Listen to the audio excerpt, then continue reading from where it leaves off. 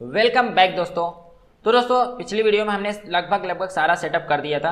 अभी हम क्या करेंगे, सिंपली जैसे यहाँ पे जैसे क्लिक होगा हमको यहाँ पे उसकी सूचना मिल जाएगी। हम क्या करेंगे, जो भी क्लिक हुआ है उस पोजीशन के डेटा पे हम क्या करेंगे, यूजर का आंसर सेव कर देंगे। ओके, देन यहाँ पर हमको पोजीशन मालूम है, देन हम डेटा कैसे निकालेंगे। हमारे पास question data equal to array list dot get position.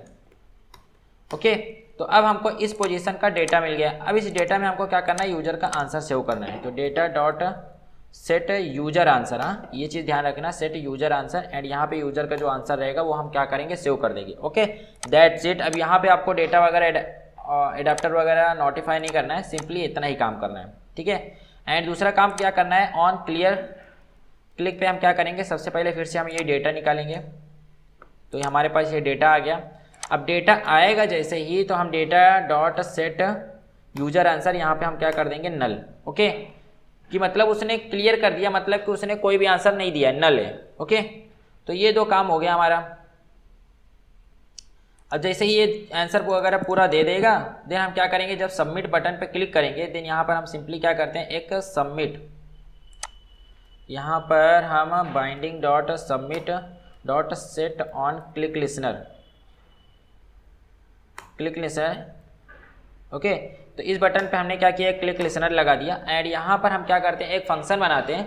Okay, कि जब भी सबमिट पे क्लिक होगा सिंपली वो फंक्शन कॉल हो जाएगा, एंड वो फंक्शन क्या करेगा, हमारे डेटाबेस में जो भी रिजल्ट है वो जाके सेव कर देगा, कि यूजर का जो भी रिजल्ट हिस्ट्री रहेगी वो जाके सेव कर देगा। देन इसके लिए हम क्या करेंगे, सिंपली एक रिजल्ट डेटा बनाएंगे। हमारे पास एक रिजल्ट डेटा नाम का एक क्लास बनाएंगे,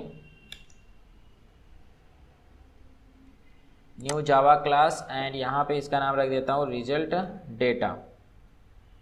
ओके, रिजल्ट डेटा इसका नाम रख देता हूँ। ठीक है, एंड यहाँ पर देखिए, यहाँ पर मैं कुछ फील्ड रहेंगे वो मैं ऐड कर देता हूँ, एंड मैं आपको बता दूंगा, फटाक से मैं ऐड कर देता हूँ, फिर मैं आपको बता देता हूँ कि क्या कौन कौन से फील्ड ऐड किया है मैंने। ठीक है, तो दोस्तों ये देखिए मैंने कुछ ये फील्ड ऐड किया है, एंड ये फील्ड के जो ये कीवर्ड हैं ये आप ध्यान रख लेना कि अगर आप कीवर्ड ये सेम रखेंगे, देन आपको जो मैंने एडमिन पैनल दिया है वहाँ पर ये डिस्प्ले होगा अच्छे से। ठीक है, जब आप चेक करेंगे तो वहाँ पर ये अच्छे से डिस्प्ले होगा, क्योंकि वहाँ पर इन्हीं सारे कीवर्ड का यूज, कीवर्ड नहीं मतलब यानी ये फील्ड नेम का यूज किया गया है। ओके, जैसे कि मैं मेरी एप्लीकेशन के डेटाबेस में दिखाता हूँ, यहाँ पर रिजल्ट्स में ये देखिए, तो यही सब कीवर्ड्स का यूज किया गया है। कीवर्ड नहीं है यार, ये फील्ड नेम का यूज किया गया है। तो अगर आप इस सारी सेम इसी तरीके से फील्ड नेम का यूज करेंगे, देन आपको एडमिन पैनल में जो डेटा शो होगा वो मतलब करेक्ट शो होगा। ओके, क्योंकि वहाँ पे भी वैल्यू जो हम फेच करते हैं, तो टोटल क्वेश्चन की जगह टोटल क्वेश्चन लेना है, तो वहाँ पर टोटल क्वेश्चन लिखेंगे। अगर आप इसको केवल क्वेश्चन लिख देंगे, क्वेश्चंस लिख देंगे, तो वो डेटा मैच नहीं होगा, तो फिर मतलब डेटा शो नहीं कर पाएगा ना आपको सही से। अगर आप इसको चेंज कर देते हैं डेटाबेस में, अगर इस फील्ड से नेम सेव है, अगर आप दूसरे फील्ड के नेम फेच करेंगे, देन वो बराबर नहीं हो पाएगा ना। देन यहाँ पर आप देख लेना कि ये जो मैंने देखिए अभी कहाँ कौन कौन से फील्ड है, हमको टोटल क्वेश्चन चाहिए रिजल्ट डेटा में, ड्यूरेशन कितना था वो चाहिए, यूजर ने कितना टाइम लगाया, यूजर टाइम इन सेकेंड, और जो ड्यूरेशन है क्विज का वो तो मिनट में था, एंड नॉट अटेंडेड क्वेश्चन मतलब कि जिन क्वेश्चन का यूजर ने अटेंड नहीं किया, मतलब उसको क्वेश्चन का आंसर नहीं दिया, एंड उसके बाद राइट आंसर है, रॉन्ग आंसर है, एंड उसके बाद यूजर का मार्क्स क्या है, एंड टोटल मार्क्स क्या है। तो ये सारी चीज़ें इंटीजर है, तो इसको इंट वेरिएबल में सेव किया हूँ, एंड उसके साथ ही यूजर की आईडी, एंड उसके बाद ये जो डेटा सेव होगा इसकी खुद की आईडी, एंड उसके बाद ये क्विज की आईडी, कि मतलब कि क्विज कौन से क्विज का ये रिजल्ट है, तो वो क्विज की आईडी, एंड यहाँ पे क्विज का टाइटल भी सेव करना है, ताकि हम जब रिजल्ट डेटा शो करें देन वहाँ पे क्विज का टाइटल शो कर सकें।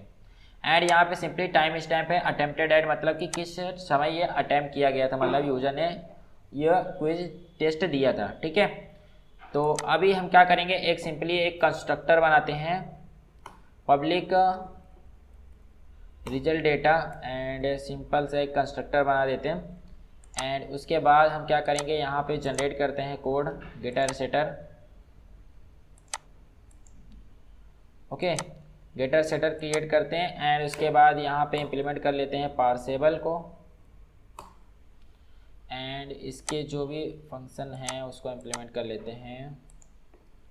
ओके, तो इस तरीके से हमारा जो ये रिजल्ट डेटा वाला क्लास है वो हमारा तैयार हो चुका है। ओके, तो रिजल्ट डेटा वाला हमारा क्लास तैयार हो चुका है। अब आते हैं हमारे क्वेश्चन रूट फ्रेगमेंट पे। एंड जैसे ही सबमिट पे क्लिक करेगा देन हम क्या करेंगे, एक फंक्शन बनाते हैं। सबसे पहले एक फंक्शन बनाते हैं सबसे पहले, जिसमें हम जो हमको रिटर्न करेगा रिजल्ट डेटा। तो यहाँ पर एक फंक्शन बनाते हैं private wide get result data.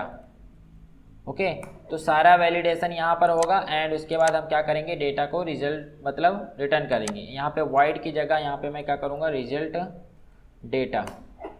तो ये हमने फंक्शन बना लिया, ये क्या करेगा, हमारे रिजल्ट डेटा को रिटर्न करेगा। अब भाई यहाँ पे होगा क्या क्या वो मैं आपको बता देता हूँ। यहाँ पे सबसे पहले एक इंट वेरिएबल बनता है जिसका नाम है राइट आंसर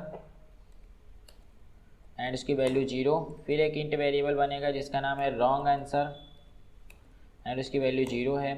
फिर एक इंट वेरिएबल बनेगा उसका नाम है नॉट अटेंड या फिर नो आंसर, इसकी वैल्यू भी 0। ओके, एंड फिर एक इतना काम हो गया हमारा। ऐड और कौन कौन सी फील्ड है यहाँ पर देख लेते हैं। एंड हमारे पास और कौन सी फील्ड हमको निकालनी है, यूज़र मार्क्स। ओके, यूज़र का मार्क भी चाहिए। देन यहाँ पर int user marks equal to 0। Okay, तो ये सारी फील्ड है जो कि हमको अभी मतलब निकालना पड़ेगा, जो डेटा से निकालना पड़ेगा, उसमें हमको कैलकुलेशन करना पड़ेगा जिससे कि हमको ये सारे डेटा हमको मिलेंगे। ठीक है, एंड यहाँ पर हम क्या करते हैं, एक नया रिजल्ट डेटा बनाते हैं। Result data equal to new result data. अब देखो ये डेटा हमने एक क्रिएट कर लिया, एक नया ऑब्जेक्ट क्रिएट कर लिया रिजल्ट डेटा का। अब इसी में हम सारे डेटा को सेव करेंगे एंड फिर इसी को रिटर्न कर देंगे। ठीक है, देन अभी मैं क्या करता हूँ, इस रिजल्ट डेटा में जो हमारे पास ऑलरेडी डेटा है वो पहले मैं सेव कर देता हूँ। जैसे कि data dot set user ID. अब यूजर आईडी तो हमारे पास ऑलरेडी अवेलेबल है। देन इसको मैं क्या करता हूँ, सेव कर देता हूँ my function dot gate my application dot Firebase auth dot get you I D. Okay, तो यहाँ से यूज़र की यू आई डी मतलब यूज़र आई डी मिल गई हमको, उसको हमने यहाँ पे सेट कर दिया। ठीक उसी तरीके से dot set quiz I D. तो क्विज आई डी तो हमारे पास क्विज डेटा है ही, डॉट गेट आई डी हो गया। एंड उसके बाद data dot set quiz title. तो क्विज टाइटल भी हम यहाँ पे quiz data dot gate title. Okay, तो ये भी हमारा यहाँ पे गेट टाइटल नहीं है, गेट नेम है। ओके, एंड उसके बाद डेटा डॉट सेट। अभी यहाँ पे हम क्या डाल सकते हैं, ड्यूरेशन डाल सकते हैं। जी हाँ जी, quiz data dot get duration, तो ये भी यहाँ पर आ गया। एंड उसके साथ ही डेटा डॉट सेट और क्या डाल सकते हैं हम, टोटल क्वेश्चन डाल सकते हैं। टोटल क्वेश्चन तो हमको क्विज डेटा से ही मिलेगा, dot get total question. And यहाँ पे data dot set total marks, total कितना मार्क्स है वो भी हमको क्विज डेटा से मिल जाएगा, गेट टोटल मार्क्स। एंड अभी क्या जो है बचा है हमको, एंड देखो टोटल, एक मिनट यार क्या हो गया, देखिए टोटल मार्क्स हो गया, टोटल क्वेश्चन ड्यूरेशन हो गया, टाइटल हो गया, आईडी हो गई, यूजर आईडी हो गई। अटेम्प्टेड आईडी हम लास्ट में सेव करेंगे। सेट आईडी ये भी हम लास्ट, इसको सेव करने की जरूरत नहीं है। Not attend right answer, user marks and user time in second. Okay, and यहाँ पर एक चीज़ ये देखिए कि यूजर टाइम इन सेकेंड, ये हमको ये वैल्यू कैसे मिलेगी हमको, ये वैल्यू हमको मिलेगी यहाँ पर। कहाँ पर मिलेगी, एक जो हमारा ये काउंटडाउन टाइमर चल रहा है ना, टाइमर कहाँ चल रहा है भाई हमारा, ये देखिए काउंटडाउन टाइमर चल रहा है ना, हर सेकंड होने पे ये क्या करता है, टिक टिक मारता है, टिक टिक मारता है। देन हम क्या करते हैं, एक वेरिएबल बनाते हैं एंड जितने भी सेकंड ये टिक टिक मारेगा उसको हम क्या करते हैं, सेव कर लेते हैं। ठीक है, देन यहाँ पर एक private int user time. Okay, user time नाम से मैंने एक वेरिएबल बनाया एंड इसकी वैल्यू फ़िलहाल के लिए तो 0 है। एंड जैसे ही ये टिक टिक होगा, कहाँ गया हमारा भाई फंक्शन, खुल जा। हाँ, जैसे ही यहाँ पे एक टिक होगा, एक टिक मतलब यानी एक सेकंड कम हुआ। ओके, मतलब ये यूज़र ने 1 सेकंड ले लिया। तो जैसे ही ये ऐसे होगा देन हम क्या करेंगे, हम यूज़र टाइम को इंक्रीज करते जाएंगे। तो यूज़र टाइम +1। ओके, जैसे ही ये 1 सेकंड कम होगा हम यूजर के टाइम में 1 सेकंड जोड़ देंगे, ठीक है।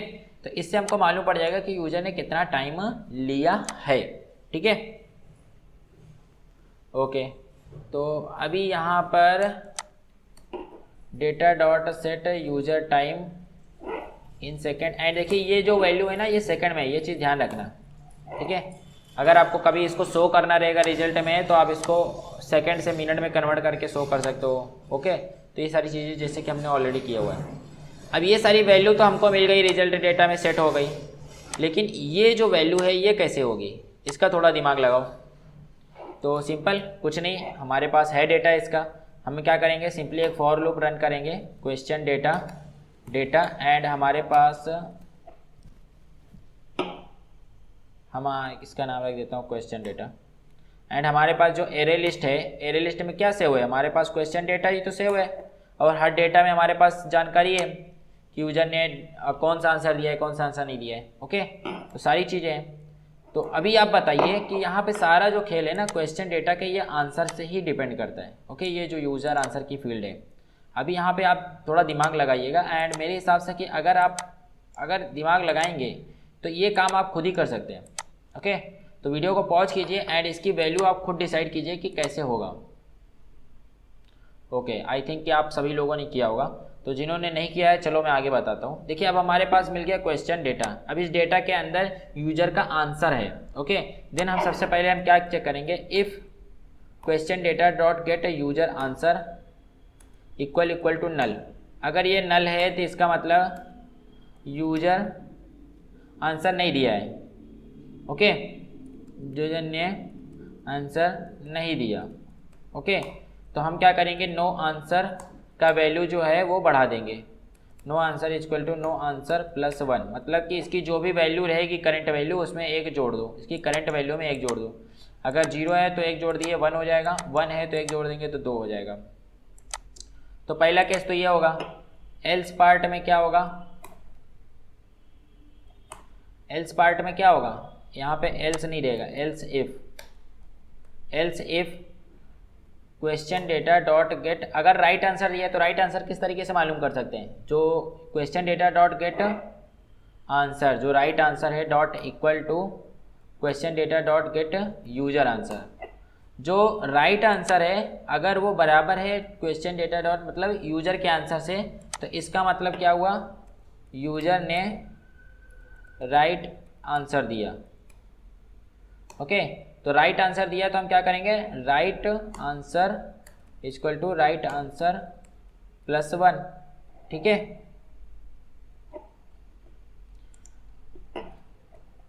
अब देखिए तीसरा केस क्या बढ़ता है, एक तो केस हो गया कि यूजर ने आंसर नहीं दिया, दूसरा चीज हो गया कि यूजर ने राइट आंसर दिया, तीसरा क्या हुआ, तीसरा तो जाहिर सी बात है कि यूजर ने गलत आंसर दिया है। देन यहाँ पर सिंपली हमको कुछ चेक नहीं करना है, हमको सिंपली लिखना है wrong answer equal to wrong answer plus 1, okay.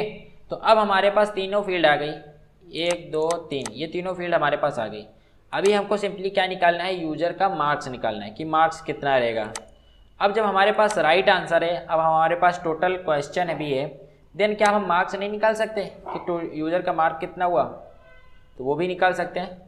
तो सिंपली हम क्या करते हैं, सिंपली ये फॉर लूप, यहाँ पर ये फॉर लूप हो गया, फॉर लूप के बाद जो भी फील्ड थी वो सेव हो गई। अब इसको मैं फॉर लूप यहाँ पे क्लोज करता हूँ, एंड यहाँ पर अब बारी है यूजर के मार्क्स की। यूजर मार्क कैसे निकलेगा, यूजर मार्क्स इक्वल टू, अब यहाँ पे डेटा या फिर quiz data dot get total question, okay. Quiz data dot get total question,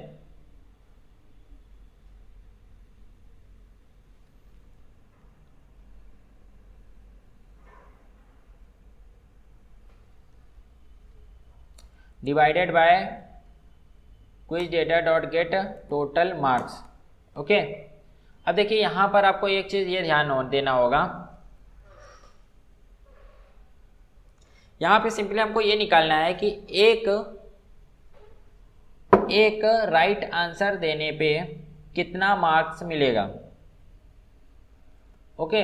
तो मतलब हमको सिंपली ये निकालना है कि एक क्वेश्चन का कितना मार्क है। जैसे कि इसमें अगर मान लेते हैं कि 20 क्वेश्चन है एंड 20 मार्क्स का 20 क्वेश्चन है। देन यहाँ पर जो एक क्वेश्चन पे कितना मार्क हो गया, एक। अगर मान लेते हैं कि 20 क्वेश्चन है और टोटल मार्क कितना है हमारे पास 40 है, तो एक क्वेश्चन पे कितना मार्क हो गया, 2। ठीक है, तो सिंपली हम क्या कर रहे हैं, यहाँ पर एक क्वेश्चन पे कितना मार्क रहेगा वो हम यहाँ पर निकाल रहे हैं। ठीक है, तो यहाँ पे इसको हम क्या करेंगे, एक वैल्यू में सेव कर देते हैं, सिंगल क्वेश्चन मार्क। जब हमको सिंगल क्वेश्चन का मार्क मालूम पड़ गया, देन हम क्या करेंगे, यूजर मार्क्स इक्वल टू जितने भी राइट आंसर दिए हैं उसमें हम क्या करेंगे, गुणा कर देंगे, किससे क्या करेंगे, सिंगल क्वेश्चन मार्क से। तो हमको क्या मिल गया, यूजर मार्क्स मिल गया। ओके, यूजर मार्क्स हमको मिल गया। अब हम क्या करेंगे, इन सारी फील्ड को हम क्या करेंगे, सेव कर देंगे, किसमें, ये डेटा में। ओके, तो यहाँ पर हम लिख देते हैं data dot set right answer equal to right answer, जो भी हमको यहाँ पर मिला है। ओके, एंड उसके साथ ही data dot set wrong answer equal to wrong answer, data dot set not attended question equal to no answer, and data dot set user marks equal to जो भी यूजर का मार्क्स आया है वो। Okay, तो आई थिंक हमने सारी fields यहाँ पर कर दी हैं सेव। एंड एक चीज़ और बाकी है, एंड यहाँ पर क्या बाकी है, data dot set attempted add. Okay, attempted add, तो यहाँ पर हम क्या हो जाएगा, टाइम स्टैम्प डॉट नाउ, मतलब कि करंट जो भी टाइम है वो यहाँ पर ले लो। ओके, एंड बस मेरे हिसाब से सारी फील्ड्स हमने ऐड कर दिया है। अब हम क्या करेंगे, इसी डेटा को हम क्या करेंगे, रिटर्न कर देंगे, रिटर्न डेटा। ओके, ये फंक्शन बन गया हमारा।